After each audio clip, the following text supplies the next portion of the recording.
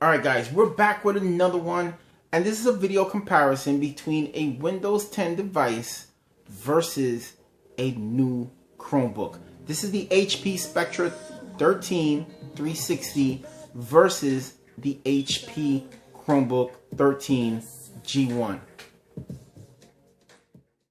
So here is the Spectre 360, and this is a Windows 10 laptop that is totally convertible. You can take it straight from a computer mode straight into a tablet mode with no issues whatsoever. So you can have it in landscape or in portrait mode. It doesn't matter. It's gonna work.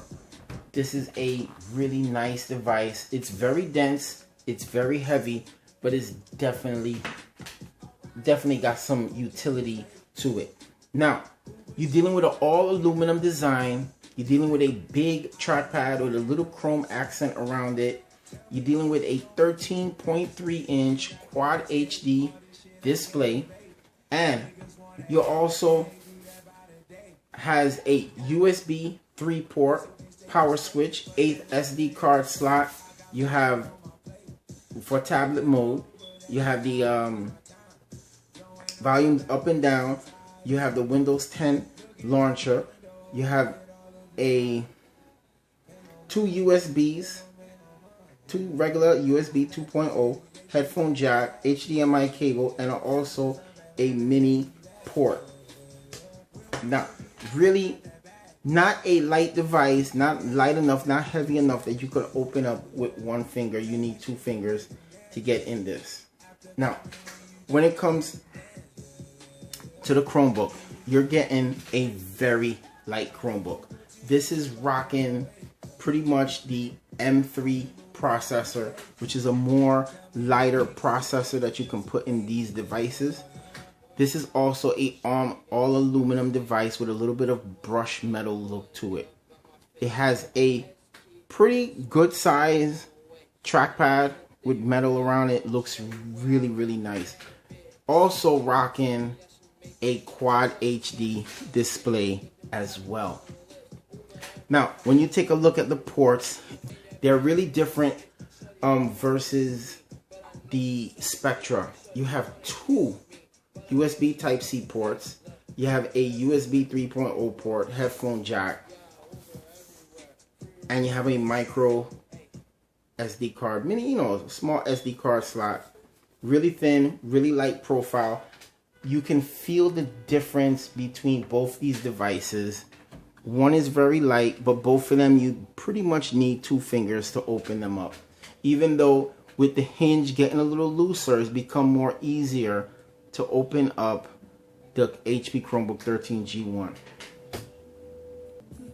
Now, when we go into the specs of both devices, the HP Spectre is rocking a 2.5 gigahertz i7 processor with 8 gigs of RAM, 256 of internal storage, SSD, touchscreen support, and also pen support. So you can use all the touchscreen you want because it forms into that tablet mode, and you can also use a stylus to boot.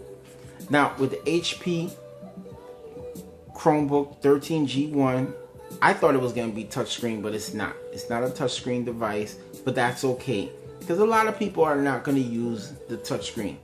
But this has a higher density display. With the HP Spectre, you have a 2560 by 1440 display, and with the Chromebook, you have a 2560 by 1800 display. So you're going to get a more pixel, more of a liver screen when it comes to the HP Chromebook. Now, when it comes to both of these devices, both of them have a really nice trackpad. I feel there's a little bit more feel on the HP Chromebook, a little bit of a more smoother feel on the this Windows 10 device. There's a little bit more roughness on the Chromebook, but both of the trackpads feel very well. If I had to pick one over the other, I might just pick the Spectra, but I do like the feel of both.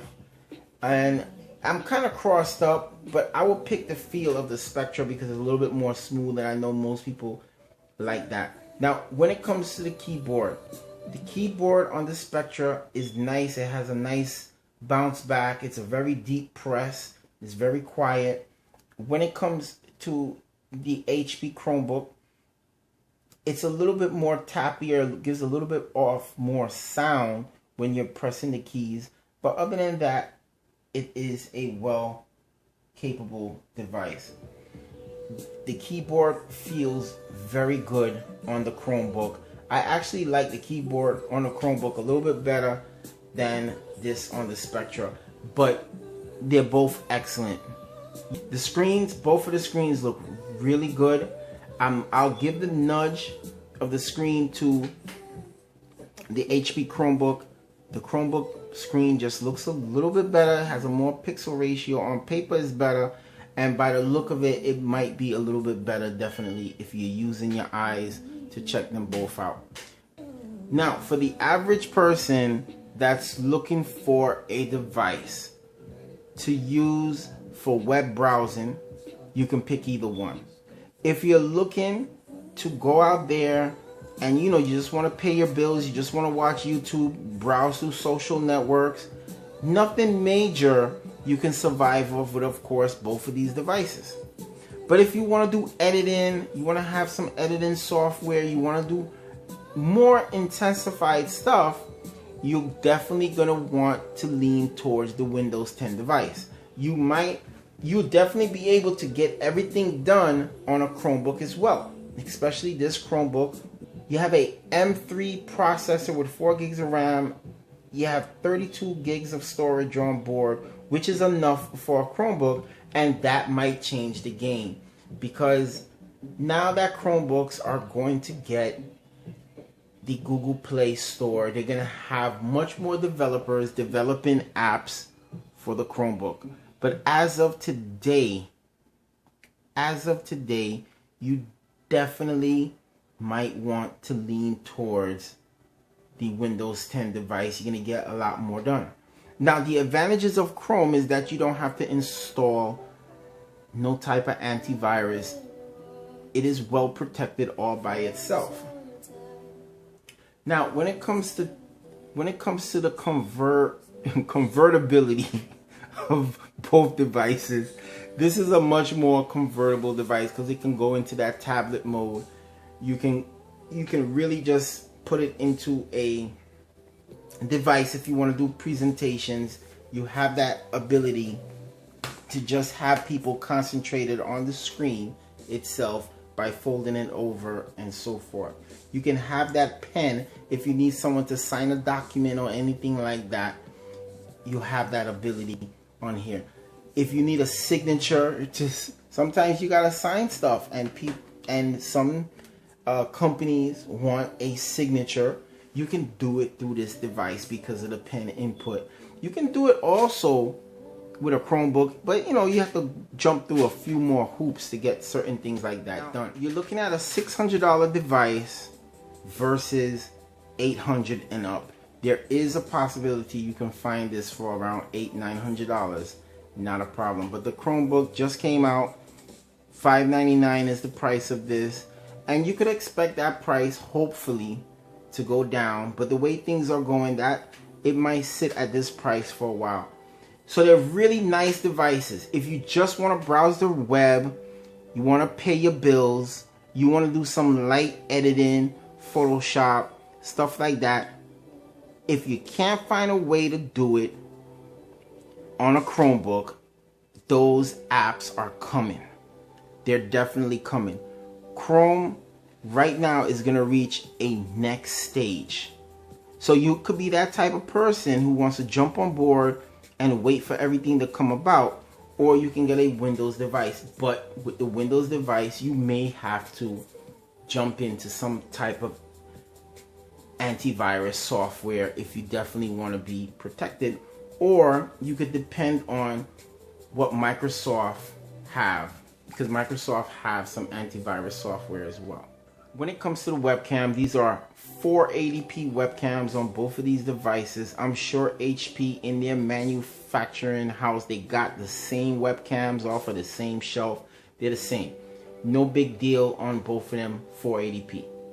So when you're looking to get a $600 device with a Chromebook that you might have some limitations, you know, if you want to do some true Photoshop type of stuff, you want to edit your photos, you can do some good editing off of the Photos app. There's also the Chrome Web Store. I'm sure you can get some apps from there.